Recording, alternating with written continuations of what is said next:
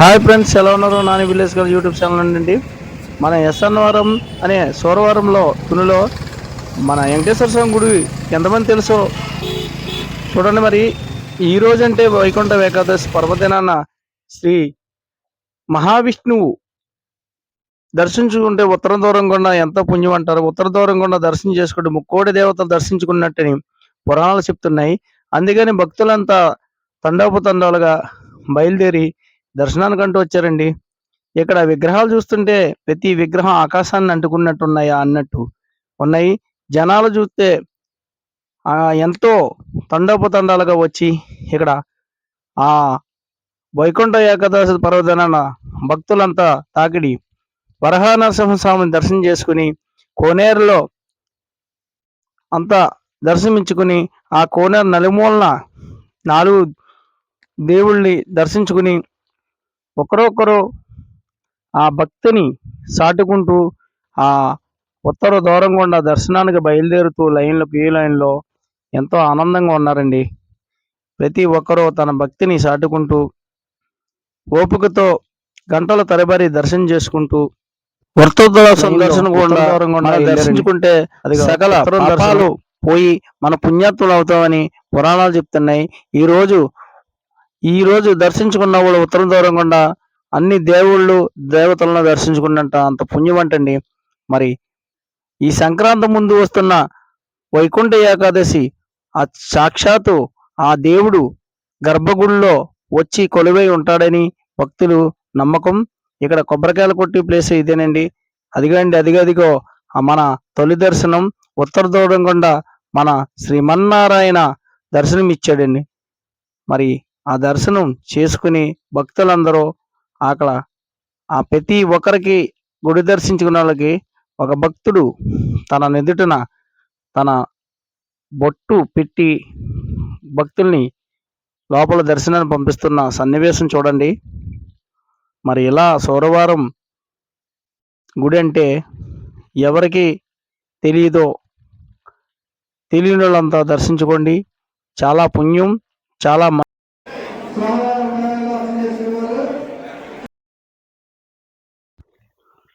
శ్రీ వెంకటేశ్వర శ్రీ గోదాదేవి తల్లి మమ్మల్ని కాపాడు కరుణించమంటే భక్తులు ప్రతి ఒక్కరూ నమస్కరించు పంతుల దగ్గరికి వెళ్ళి తన గోత్రనామాలు చెప్పి వాళ్ళని ఆశీర్వదించమని భక్తులందరూ వాళ్ళ మాటలు వింటుంటే ప్రతి ఒక్కరూ భక్తితో నిండిపోయినట్టు మనసుని నిష్ఫలంగా ఆ దర్శనం చేసుకుంటున్నారండి. మరి తిరుమల ఎట్ట ఉందో అట్టాగే మనకి ఇక్కడ దర్శనం జరుగుతుంది.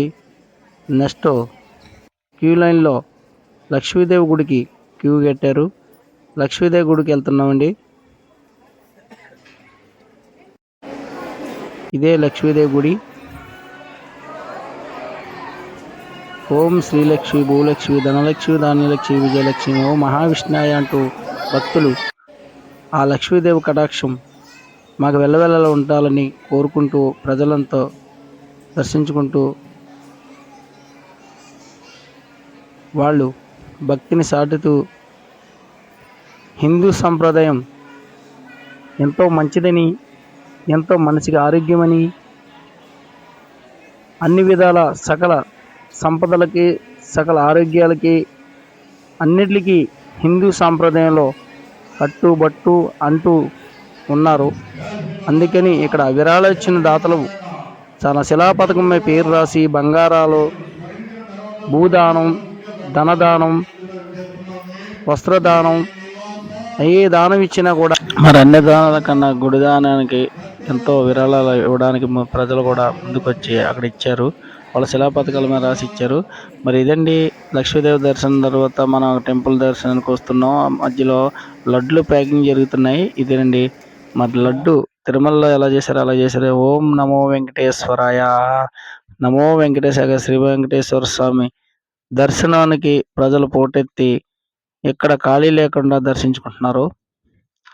ఓం నమో శ్రీ వెంకటేశ్వరాయ, నమో నారాయణ, గోవింద గోవింద అంటూ భక్తులు తన సన్నిధిలో గోవిందనామాలతో పలుకుతూ భక్తులు దర్శనం చేసుకున్న తర్వాత ప్రసాదాలు స్వీకరించి ఒకరు అలా ఆ భక్తిని నామాలు మనసులో తలుసుకుంటూ శ్రీ ఆంజనేయ స్వామి దర్శనం కూడా చేసుకుని తన వెనదిరిగి తన ఇంటికి వెళ్తున్న భక్తులు ఎంతోమంది ఉన్నారు.